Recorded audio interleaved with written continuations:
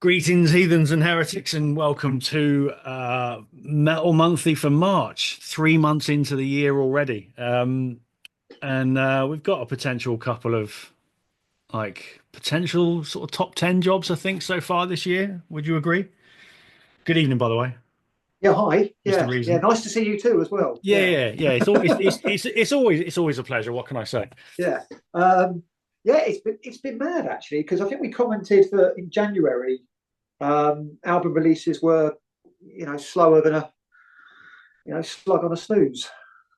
Slower Um, than a slug on a stick. Try yeah, to I say know. that I when don't you're know. pissed. I was really struggling for an analogy there, but there we go. It's a slow week, obviously. But yeah, January really slow. But the last 6 weeks, March especially, is just given us some bangers, and I've certainly got like a top 10 already, which Fucking hell. for borderline Easter is impressive. I think last year was gradual, and 2023 was decent. Yeah, I wasn't expecting this considering what January was like. So yeah, Yeah, it's all positive. So, all right, so we got 7 albums we want to talk about from March, and this week is brought to you by this delightful little container of rocket fuel that goes by the name of 2112 by Radio City Beer Works. If you like a double IPA that sends you blind, this is the perfect opportunity. But it is one of the finest beers I've ever tasted. So go and get involved. rcbw.shop. gosh, to the website. Yes, all of that. So get fucking Jesus fucking Christ, it's powerful stuff. But it is a lovely beer, so that's what matters. Anyway, back to the album. So we'll kick off with Cult of the Serpent Sun by NITE. Yeah. Yeah. So what's your view on this? Because this was a bit of a slow burner for me. This. Well, yeah, I would have to agree with you actually on the slow burner aspect. Um, it's very understated, isn't it? And Yeah. and as a result, it's the kind of album that on a first listen leaves me a bit cold because I like my metal to be, if it's not heavy, I like it to be fast. If it's not fast, I could be like just sound big and melodic. And it had none of those things to begin with. That's not to say it wasn't melodic or anything or riffy or whatnot, but everything just felt a bit pared down. Uh, Understated, I suppose, yeah, like I isn't say, it? understated. And of course, I wasn't particularly keen on the permanent cough approach to vocals. Um, If Whispering Ted Lowe did death metal, Basically, yeah. But one for the kids. you got some riffs in there, as I said, um, some classic riffs, Yeah. the kind of stuff that just gets under your skin a bit. And of course, you've got those merciful fate early ghost sort of vibes that just creeping in and creeping around until you're thinking, actually, yeah, this is good. This is pretty damn good. You get stuff like The Last Blade, which is just, big old school heavy metal. And it stands out from the rest of it because it's got a big riff and a memorable riff. So you're hooked in, and yeah, I'm quite impressed by this album. Yeah, I was eventually because I had the same kind of feeling about the overall sound of it and the production of it on first listen. I thought, well, this just feels a little bit drab. But you know what? After a few more listens, it started to make sense why it's like that because it's not a death metal album, it's not a thrash metal album, it's not a hardcore album. It's just a metal album. It's got all sorts of influences going on, like you said, Merciful Fate and things like that. But the more I listened to it, the more I could actually start to hear the hooks then and the songs, and it did start to come to life. And I'm wondering what a lot of this would sound like live if it all gets beefed up or if they keep that same kind of not subdued but slightly lower key approach. I don't know, but yeah, eventually I did really start to enjoy it, and it's still growing on me now. To be fair, Yeah, yeah, I think the repeated listens have definitely helped. It was one of those where I'm thinking it's 50-50. I'm either going to get into it or I'm going to lose interest after a couple more yeah, listens. There's been loads of albums like that, and it could have gone either way, but it feels metal. It feels like the kind of album I want to like. And the thing about the comparison with Ghost is, I said before, it took me ages to get into Ghost. That early stuff just didn't click with me. Yeah, And that's true. it wasn't until Prequel came along, because the songs were just big enough, that I took an interest. So I think with that kind of sound, that slightly occulty vibe, I try and be a little bit more diligent with it and make a bit more effort, because it feels like I'm going to get into it at some point. Yeah. So yeah, if you're not convinced early on, I would say stick with it. It's a subtle album, I think. It's a prime example of where we are in modern day with listening to albums, isn't it? That it's quite easy to switch on an album and turn it off after 30 seconds without giving it a chance, because you Yeah, move on to the next one. And this is just, I go back and listen a few more times and it does start to make sense. but So, that's how it used to be back in the yeah, 70s, 80s, didn't it? You yeah, had to work on it a bit more. You spent your money on it, your £5 on an album, and you'd have to listen to it several times to get your money's worth. And that was it. yeah.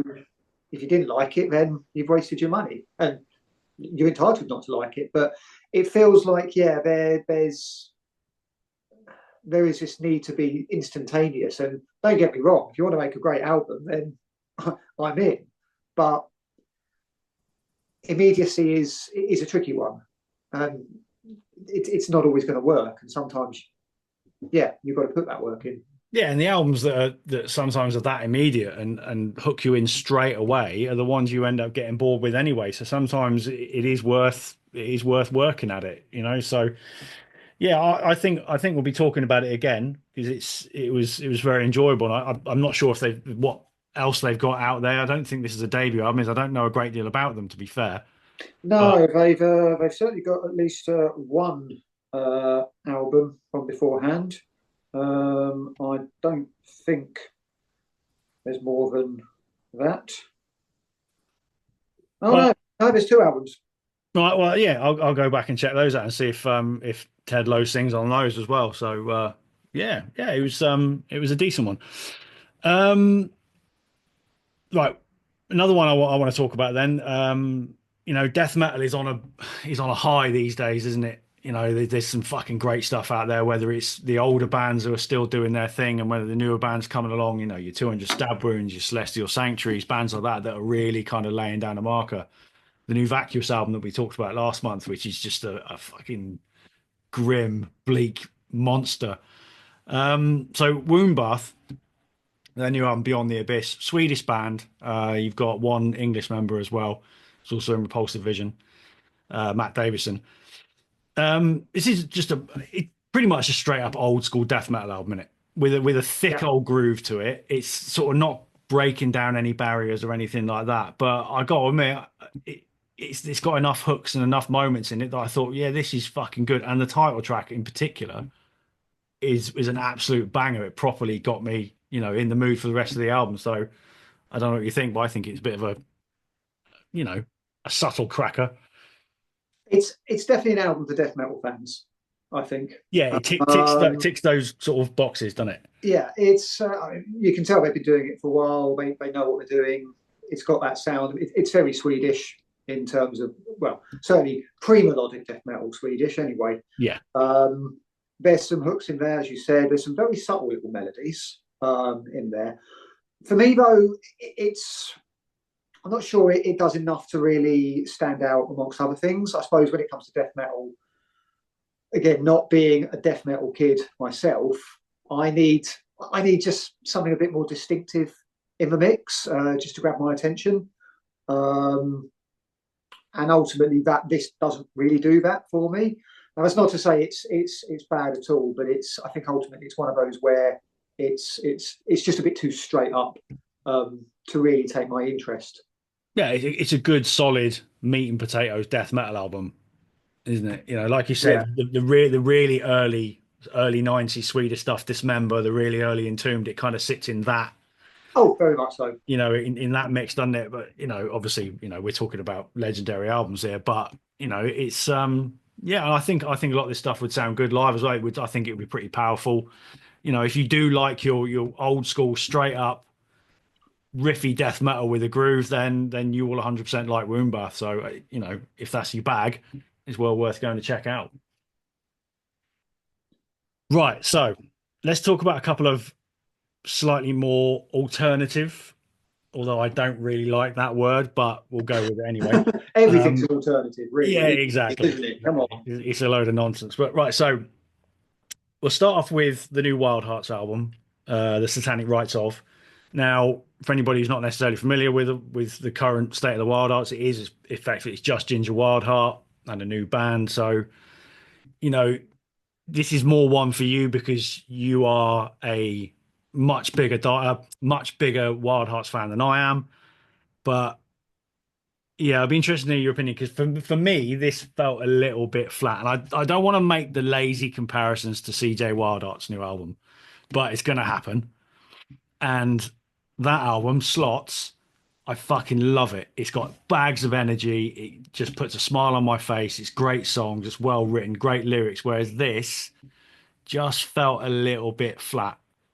So I don't know. You're the Wild Hearts fan, so how do you Yeah, feel about it? I mean, I say I'm a Wild Hearts fan. I haven't really done a good job of keeping up with them in recent years. Certainly the classic stuff, the 90s stuff, all over. But But recently, it's probably been too much effort.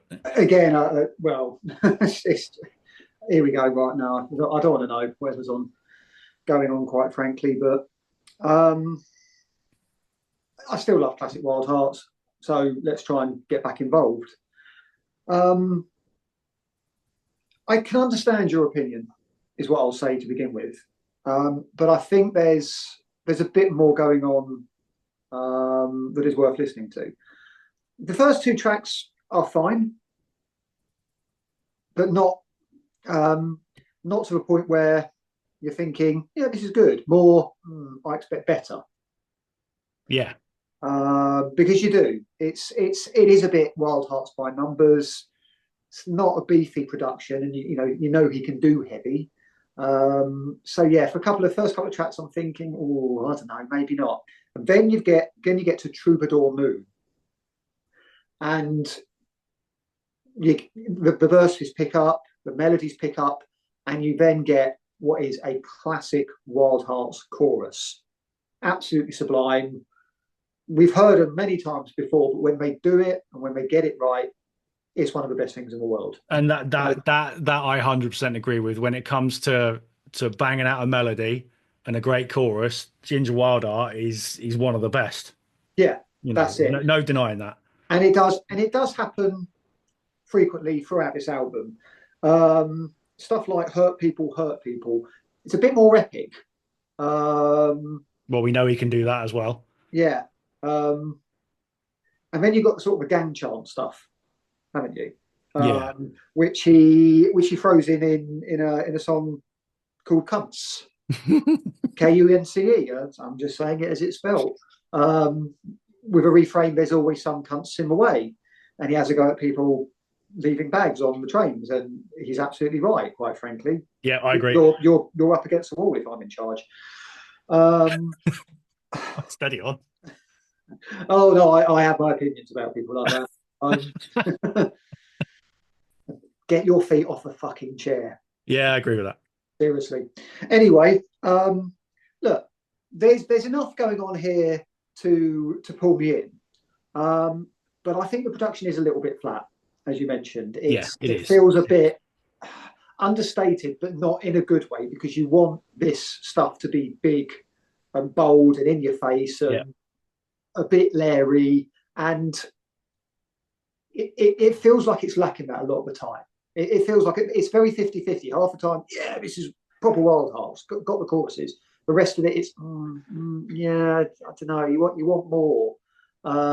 It's a bit safe in terms of the production, which I would never associate Ginger Wildheart with playing it safe. So that's why I wasn't quite sure what the intention was. I mean, maybe considering the last few years and how it ended up with the classic band. I think maybe, Yeah.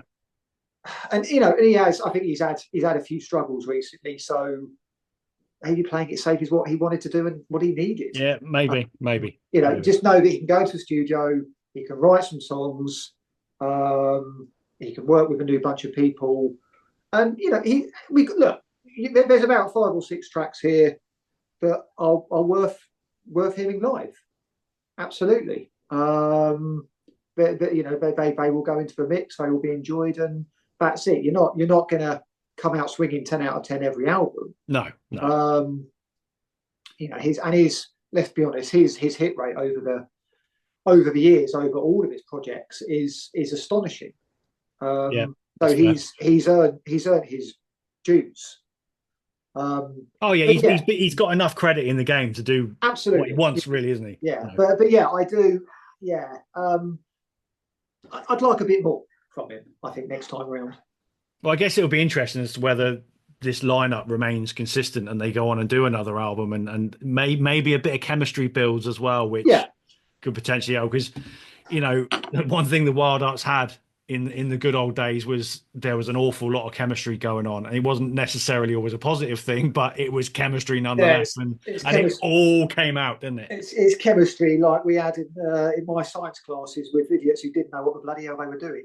Yeah, exactly. So yeah, idiots who didn't know what they're doing. I think that's the perfect analogy. But you know, look, you can't deny the history and what Ginger Wild Art has given us. So yeah, it might be one to watch, see what happens, you know, in the future. I'm sure they'll tour it as well, and you know, yeah, maybe. I mean, we know our good friend Bean was more positive on repeated listens. So yeah, repeated listens made. I've only had a couple of listens, to be fair, so maybe it'll click, maybe. But I just kept going back to CJ's new album, which just put a massive smile on my face, and I didn't get it from this. So maybe, I don't know, maybe it's a preconception that was unfair, but you know, we'll see. We'll come back to it. So one I did enjoy a lot more was so to get the production right, Swami John Reis, is that what he's called it? Rice or Reese? I think it's Reese, actually. I had to look it up, and apparently that's how it's pronounced commonly. Right, we'll go with Reese. Swami John Reis. Yeah, we'll go with that. Time to let you down. If anybody doesn't know, this is Speedo from Rocket from the Crypt, which I didn't actually know either before listening to this. So like, fuck me, okay. And then I listened to it, and like, yeah, that makes sense. I can hear that voice straight away. Yeah. So yeah. So what do you think? Yeah, enjoyed it. But it's very rare that I don't enjoy anything that John Reis does. Which is embarrassing because, again, I've lost a bit of track of the stuff he was doing. But that's pretty much the case across the board, as we've established several times now. So yeah, when I was alerted to the fact that he was releasing a new album, solo-ish, I suppose. He's got his little band in his band, but it is more solo than anything else he's done. Then I thought, I've got to check it out, because we all know how I feel about Rocket from the Crypt. Yes. Absolutely, and it's weird because they were, just looking into their history, they were borderline a novelty band, really. Yeah, that's probably fair. And maybe you can look at their stuff and think, well, that's bloody obvious. But considering that he comes from his punk rock background, and he was doing Drive Like Jehu back in the day. Yeah. And when he signed to Interscope, he said, "Oh, can you sign this other little thing I'm doing with my mates? We're just having a laugh with 50s rock and roll." And it turned out that was the one that had the hits for a bit. So yeah, it's an odd story, but of course it's not just that. He had the Night Marches, he had Hot Snakes as well, and his friend and band member Carl Froberg sadly died a couple of years back. So Hot Snakes stopped, and I think that's why he's doing lots of solo stuff. But yeah, I mean, talking about the album first, obviously he's written what is essentially a spiky little punk rock album. Yeah. I don't think we can come along and say there's any surprises here in terms of punk rock. It's upbeat, but it's gritty at the same time. He's always had that sort of gritty edge, that sort of accessible snarl to how he does things. But you've got the recognisable Rocket from a Crypt edge, the Night Marches and the Hot Snakes. It's all in there. But it's just an enjoyable snappy little punk rock record that just lodges in your head over 28 minutes. And he's never got the credit he deserves, because we talk about people like Ginger Wildhearts, and we can say he's prolific, regardless of what else he's done. He's very prolific. And even he deserves more respect from the music press in the UK, does Ginger. And then you've got John Reis, and it's almost like nobody knows who he is. Yeah, you think about all the projects he's done, his place within the San Diego punk community as well. They owned a bar for a bit. I don't know if they still do, Bar Pink, which I went to back in the day with the Rocket Gang. You think they had Rocket from the Crypt had 3 compilations called All Systems Go, 3 volumes, and that was just all the singles and the EPs and the B-sides they did over their career. And yeah, he's in his mid-50s now. He's had his record label, and he doesn't get the respect he deserves. He really doesn't. Yeah, that's fair. That's fair. And you know what? After not knowing it was him, not knowing it was Speedo, that the voice kicks in, and straight away it makes sense. He reminds me of Eddie Spaghetti from Super Suckers. Yeah, He's yeah. got this sort of like that twang to his voice, and it works really well. This album, yeah, it's upbeat. It's a bit mad as well, though. It's a little bit crazy in places, Oh yeah, which I like. It's got personality. yeah. It's not just a straight up punk album. It has got a little bit, just a little bit of an edge as well. Yeah, I think that's what sort of, it's in your face a bit more. Going back to the Wild Arts album, what that lacked, this has it in droves. It's nice and in your face, up front, bit brash, but catchy and good fun at the same time. So, yeah, from a songwriting point of view, I think he's nailed it. that's it. I mean, with the stuff that Reese does, I'm a miserable bastard. Yes, you are. Metal. I enjoy metal. It does induce positive feelings, but with what Reese does, Rocket from the Crypt especially, I feel good when I listen to his music. I actually, I'm happy, which doesn't happen very often. So yeah, it's an album I'll be listening to a lot this year. Yeah, I'll definitely go. Again, I've only had 2 or 3 opportunities to really give it a full spin, but yeah, I'll be coming back to it. And you're right. I echo exactly what you say about metal. We all enjoy metal. I enjoy some of the most depressive music that you could imagine. But sometimes you just need something a little bit more upbeat, and that's what stuff like this gives. For example, if I just want something to cheer me up, I'll go and listen to Out Come the Wolves. Yeah, That is the prime example of that kind of thing, and this sort of fits into that. So. Yeah, I'm going to go back and check out more of what he's done in recent years as well, because outside of Rocket from the Crypt, I'm not really that familiar with his work. So I would recommend the first Night Marches album. Right. There's a lot of variety on that album. It touches on the Rocket from the Crypt stuff, that sort of retro rock and roll, but it's a bit more varied. There's a bit more. I don't want to say. Experimentation there, but he steps out of the comfort zone a bit more. Right. But again, feel good vibes. Yeah, all right. I'll definitely go back and give something a go, and I will report back. Consider it homework. Ooh. Right.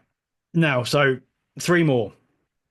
We'll touch on this one first, I think, because this is probably the most surprising record, if you can see that. This is so far, well, this and the new Cradle of Filth, definitely a massive surprise. So if you can't quite see it, that's the new Raging Speedhorn album, Nightwolf. Now, I've got history with bands like Raging Speedhorn, going back to those, the very sort of early 2000s and coming out of new metal, and the Marianne Hobbs Radio 1 rock show and Kerrang at the time and all of that. Speedhorn were everywhere, weren't they? It was like you just fucking every festival, every event, all these tours, they would get great supports. Kerrang, BBC Radio 1, all of it, they would push Speedhorn to fucking death. And I fucking hated them. Like, they just noise, dirge. I just thought they were shit. And I've carried that opinion through, and I've never paid any real attention to them certainly since they've reformed and so on and so forth. They also came across as a bunch of pricks. as well, which whether that Yeah, was true or not, I do have a yeah, personal story involving Raging Speedhorn, which I'm not going to talk about, but that made me know they were pricks. yeah. It's So that's a shame because ultimately it puts you don't want to put people off your music. no, And I know we can look at so many of the bands and artists that we like and say, well, they're clearly an arsehole. But yeah, it gets, I suppose, when you've got a band who's roughly your age and at roughly your level, and they're touring, in their early days, and you're young and drunk, etc. And it's much more you're at their level as well, and you can maybe see what they might be like. It's different. Whereas yeah, someone who's in America and you have no idea, all you've got is music. And I get it. No, we saw them a couple of times, and the impression I got is are you going to play your music or do you want to beat me up? yeah, yeah, And it's very like much so. I'm thinking, if I want to get beaten up by the singer, I'll go and see a Gigi Allen tribute band. Um, Oh, fucking hell, can you imagine that? they probably exist somewhere. Yeah, they probably do. Um, so yeah, and I don't think I was as negative to them as you were. I thought Thumper was a great track, but apart from that, yeah, I was just like, well, the rest of it's all right, but I'm just not inclined to get involved because you just put me off, and that's never changed. Yeah, exactly. So this is why I never didn't listen to this on release, and a few of you kept saying that, "Oh, give it a go because it's a fucking banger." And so I thought, you know what, fuck it. Aside from the fact I love the artwork's great. So you know what, I'll swallow it. I'll give it a listen. First listen, I was like, yeah, you know what, this is all right. Second, third, fourth, and God knows how many times I've listened to it since. Hand on heart, this is a potential top 10 of the year. It's just it's all riff, it's all groove, it's got hooks, it's fun as well, which something I never got from Speed On back in the day. They just like we've just talked about. Songs like Every Night's All Right for Fighting. Now, if they'd written a song with a title like that 25 years ago, Yeah, whatever it was, you'd actually probably take that seriously. Whereas now it's just a fucking it's just a banger. It's a proper head banging, riff driven beast. Coming in hard is another one. Same approach. It's it goes along at a nice pace. It's catchy as fuck all the way throughout, and you can't help but sort of nod your head, tap your foot. It's got the works. Fucking wankers. How fucking dare they come along all these years later and just pretty much blow me away with a new record? yeah, Wankers. it's a good record. As you said, they've got the riffs, they've got the hooks. I do think Every Night's All Right for Fighting is a standout track on Yeah, the album. really is. Yeah, it goes along at a decent pace, hooks you in. Um, I'm not sure ultimately if it will be up there for me. I mean, for me, it's a good album as opposed to a great album. I think that sort of there's a sort of good mix of sludge and doom and Yeah. stoner in there. So there's a little bit of everything. I suppose maybe those are my preferred styles in metal. Yeah, whereas in the last sort of few years, I've listened to You, more and more of that all the time. you're So you're yeah, drowning, aren't you? it's Really? Yeah, ticking. Yeah, it's ticking that box. yeah. But it's certainly it feels like the songwriting chops have got to a certain point where they can do this. But I do want to make a sort of point which I think is very valid actually, because all of the points I make are valid All generally. right. Mm-hmm. But bearing in mind, there's six of them, isn't there? Yeah. There is, yeah. Six. Yes, you've got the two singers. You've got one different singer now, have you? It's not the Yeah. same two Well, this singers is it the was thing is before. they are mostly a completely different band now. Yeah, You've got obviously one of the classic singers yeah, and the drummer, but everyone else, which is anyone who's got some sort of guitar, they've been in the band for about 5 or 6 years. yeah, It's pretty much musically, riff wise, it's a completely different band to the people that made the music back in the day in the noughties. yeah. So Maybe that's what's doing it. it is a different band, yeah. To be fair, but they still got Raging Speedhorn name. They still carry that history. So it is to be considered. But yeah, credit. It's a good album. They can write a song. Fair play to them. I just wasn't expecting to even like it, and to end up buying the fucking vinyl, it just, and it's a nice hot pink vinyl as well, which helps. But yeah, just fair play to them. They've come out with a banger, and look, like I said, different band, a lot older, a bit more grown up with the approach. It's, it's I get it. They were young. When you get that level of hype thrown at you, you're going to go one or two ways, aren't you? So, and they certainly went, that way kind of thing. So I get it, but look, fair play to them. Absolute fair play. It's an absolute cracker, and I do believe it will be top 20, top 10, maybe top 20, perhaps. But I do think I'll be talking about it at the end of the year because just enjoy it, start to finish. Brilliant, absolutely fucking brilliant. But still, wangers. Um, so what should we do now? I tell you what, let's do this one next. So we got another one here on vinyl. Yeah, This epic 4-track EP, I suppose you yeah. could. I just want to say for a record, well, I've not been spending much money lately for reasons, so I've not been able to wave any vinyl about, but we'll come on to that next. Seven Sisters. The Yeah. album's called Shadow of a Fallen Star Part Two. There is a Part One. Now, Seven Sisters, if you're not familiar with them, they are, a pretty traditional heavy metal band. There's a bit of a power metal tinge as well. Oh, just a bit, just a bit. It's definitely in there. They're British as well, so that's always good. So, you look at this album on the surface, and you bear in mind what type of band they are. It's 4 songs. It's 38 minutes. So it's like, right, where's this gonna go? This isn't Old Horntooth. This is a sort of traditional heavy metal band. So my first listen, I was like, yeah, this is up my street. Like, as metalheads going back 30 odd years, this is the kind of metal that, that were our formative years, your Maidens and Priests and bands like that. And well, I've bought the vinyl, so it's fairly obvious that I've got a positive opinion with this, but I got it. They really pull it off. The 4 songs, the 38 minutes, the last song on the album is 20 minutes long. But at no point does this album get boring No, or self-indulgent or just, they don't overdo it at all. It's right. yeah, it's a very well balanced record. This kind of stuff can go very wrong.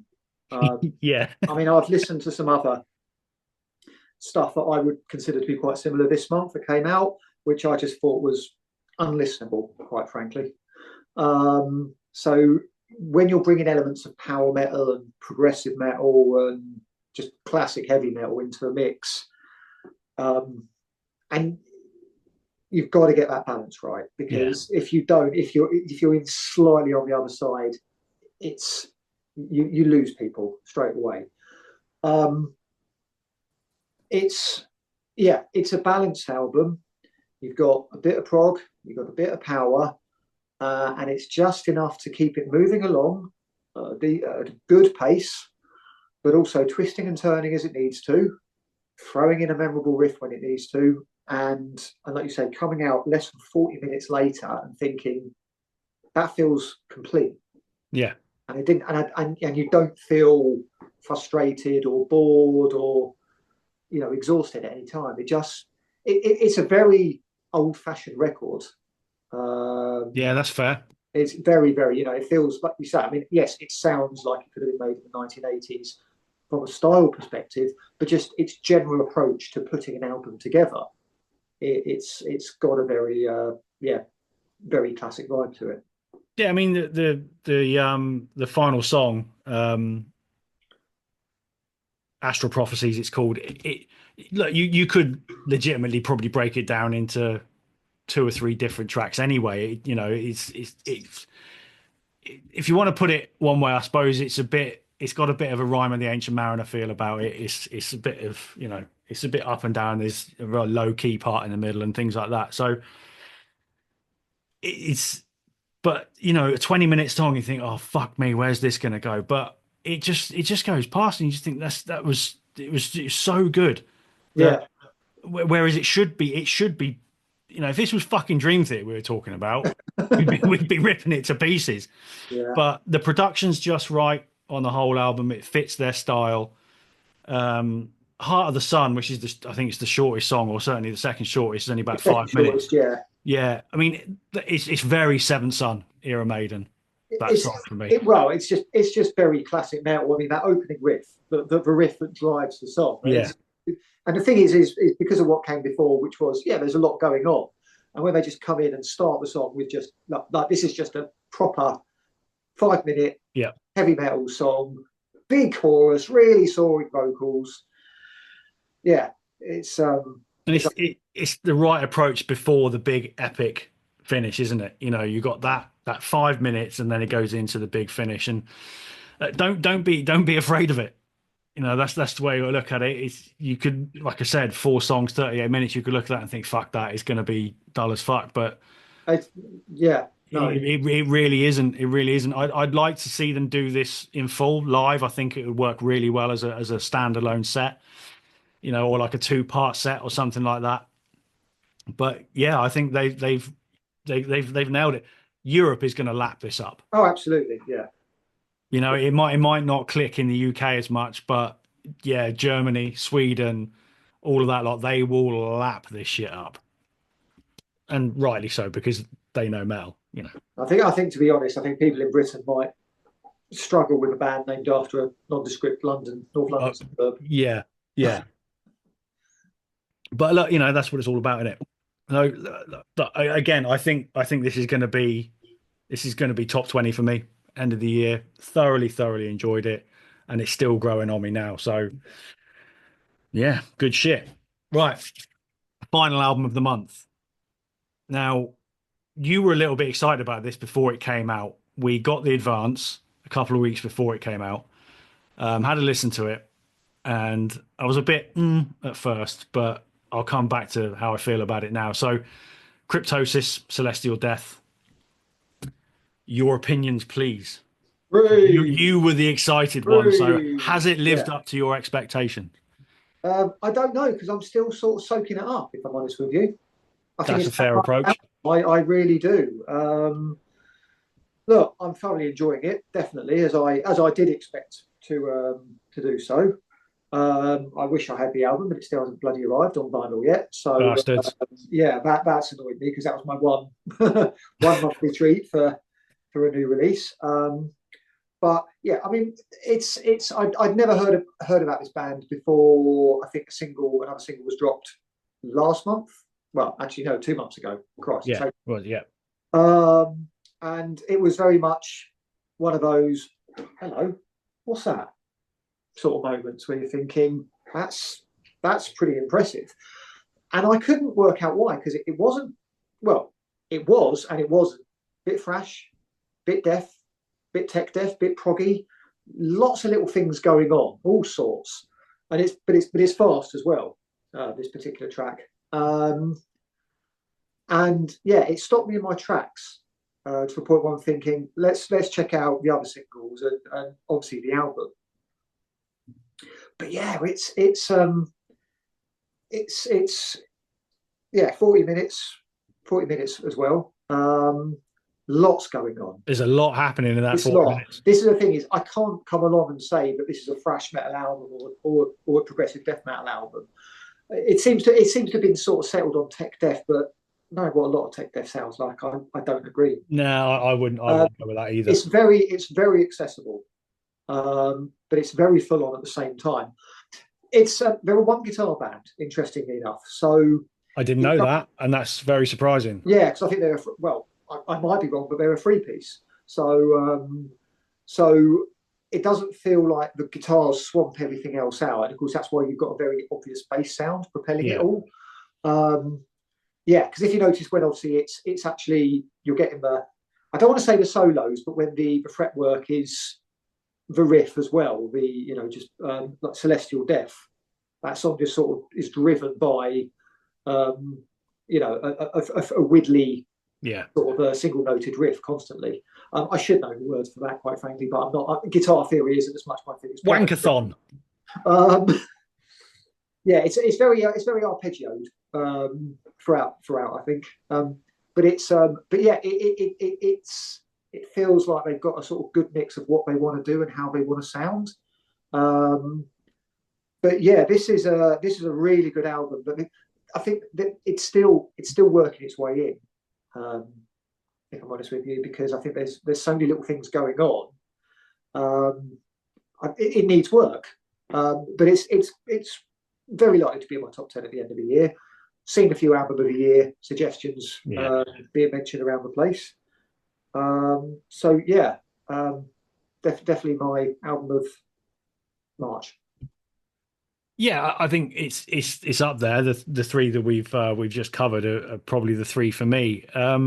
So my first listen to this, the production is odd on first listen, because it's quite high endy. There's not a lot of Yes. sort of rumble, is there? So first listen in the car, I had to actually turn it down because it was just, it felt a bit, a bit kind of in your face.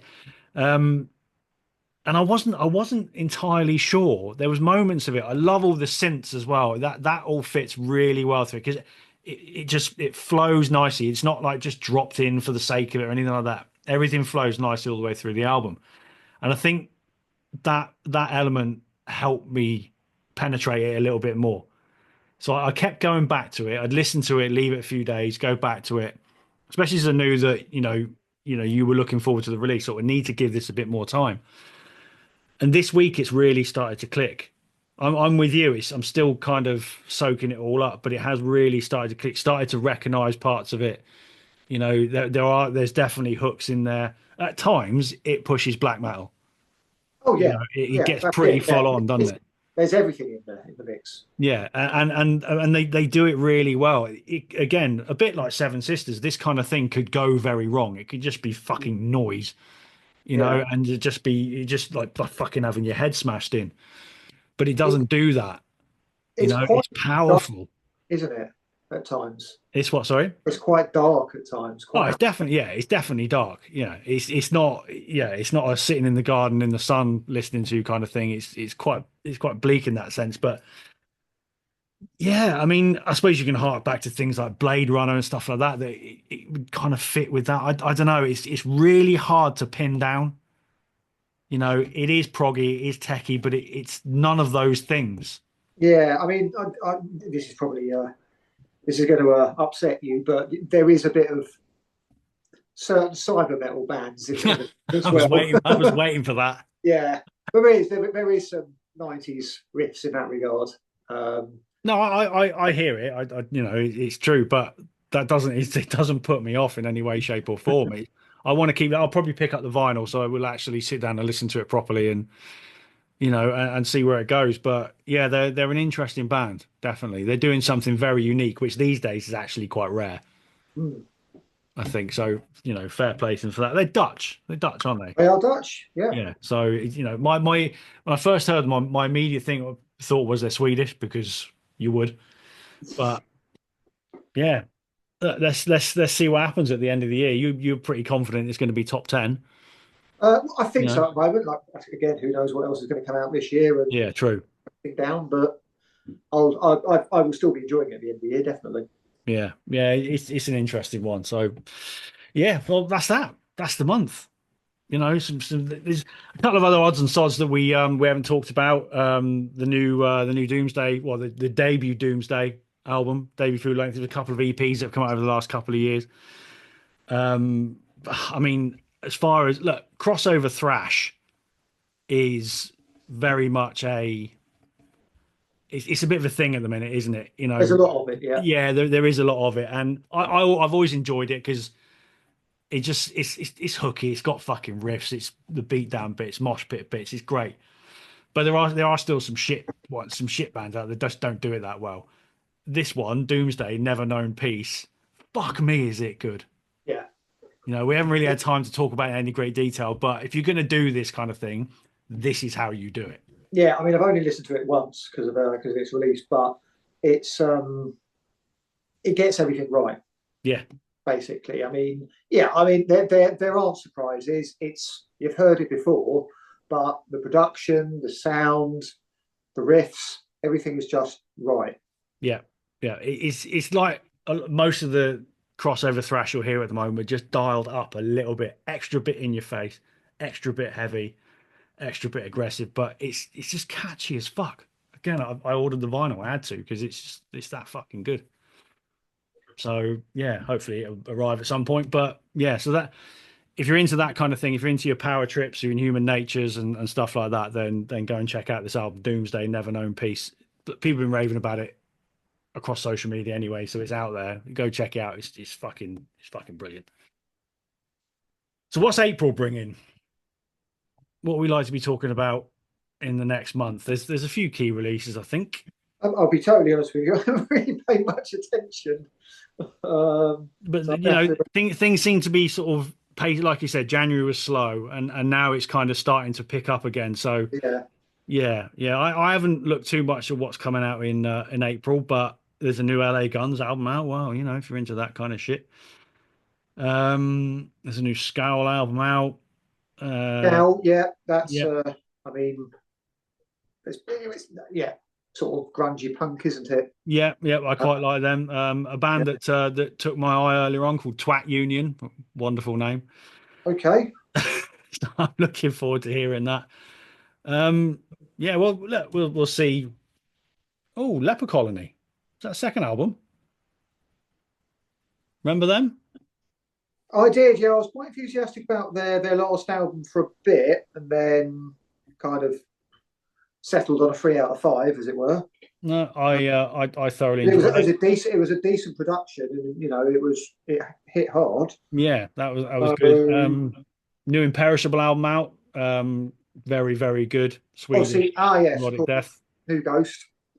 The new Ghost is out this month. Yeah, so there are New there's Machine Head. that's it. I'm off. I'm going to end it there. We're not talking about not fucking going into Machine Head. That will go down a whole different rabbit hole. Right. Let us know what else we've missed in March as well, because Oh, there's Benediction. Benediction. That's Yeah, out. Yes. yeah, Yeah. we're So looking the forward to. first couple of tracks they've dropped are fucking stonkers, proper dirty, Yeah, riffy bastards. yeah. That's this weekend. Yeah. So yeah, definitely be checking that out. Yeah. If there's anything we've missed, let us know, because there's bound to be some. There's fucking 70, 80 albums that come out every week. There's bound to be some we missed. So chuck it in the comments below if there's anything that we need to check out. We'll be back again next week with we've got quite a cool interview coming next week, which will be good fun. So keep an eye out for that. Make sure just subscribe, because then you get the alerts and you'll know it's coming. So until we get to then, thanks for watching. Thanks for listening. If you're on the Spotify, and yeah, stay metal. See you next week.